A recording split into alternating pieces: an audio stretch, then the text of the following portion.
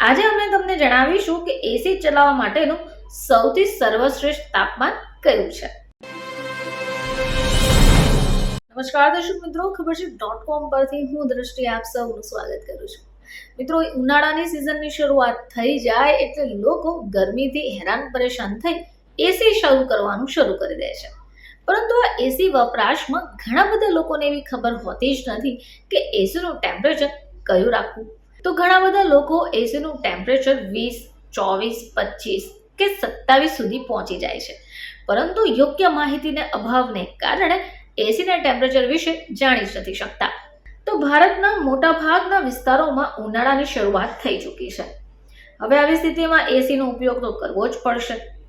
ઘણા બધા લોકો વર્ષોથી એસીનો ઉપયોગ કરતા હોય છે, પરંતુ જાણતા નથી કે એસીનો ઉપયોગ કઈ રીતે કરી શકાય। આપણે જાણીએ છીએ કે દરેક વ્યક્તિ એવું કહે છે કે એસીનો ઉપયોગ કરવાથી લાઇટ બિલ ઘણું આવે છે, તો વીજળી બચાવવા અને આરામદાયક રહેવા માટે એસીને કયા નંબર અથવા તો તાપમાને રાખવું જોઈએ? આજે અમે તમને જણાવીશું કે એસી ચલાવવા માટેનું સૌથી સર્વશ્રેષ્ઠ તાપમાન કયું છે। તો મોટા ભાગના લોકોને એવી આદત હશે કે એસી શરૂ કરે એટલે 18 કે 21 ડિગ્રી પર રાખશે। જો કે આ સારી બાબત છે જ નહીં, ખાસ કરી જો તમે પાવર વપરાશ ઘટાડવા માંગતા હો તો।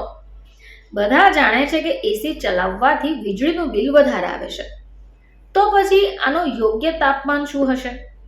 તો સરકારે વર્ષ 2020 થી એસી માટે 24 ડિગ્રી ડિફોલ્ટ સેટિંગ કર્યું છે। હવે એક્સપર્ટ્સ પણ માને છે કે એસી ચલાવવા માટે આ યોગ્ય તાપમાન છે।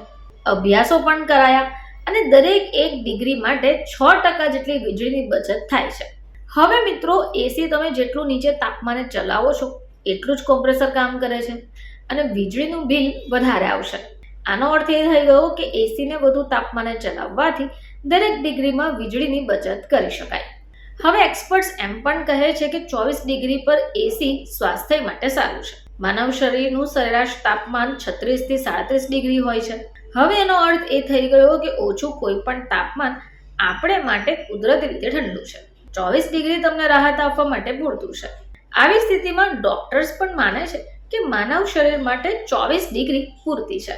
તો દર્શક મિત્રો, જો હવે તમારા ઘરમાં પણ એસી હોય અને તમે પણ વપરાશ કરતા હો અને તમે પણ શરૂઆતમાં જ 16 કે 20 ઉપર એસી સ્ટાર્ટ કરતા હો તો આવી ભૂલ ન કરતા। એસીને શરૂઆતમાં 24 ડિગ્રી ઉપર જ સ્થાયી કરશો કે જેથી વીજળીનું બિલ પણ ઓછું આવશે અને તમને આરામદાયક સ્થિતિ પણ અપાવશે। ફરીથી તમારી સમક્ષ હાજર થઈશું, ત્યાં સુધી જોતા રહેજો ખબરછે.com।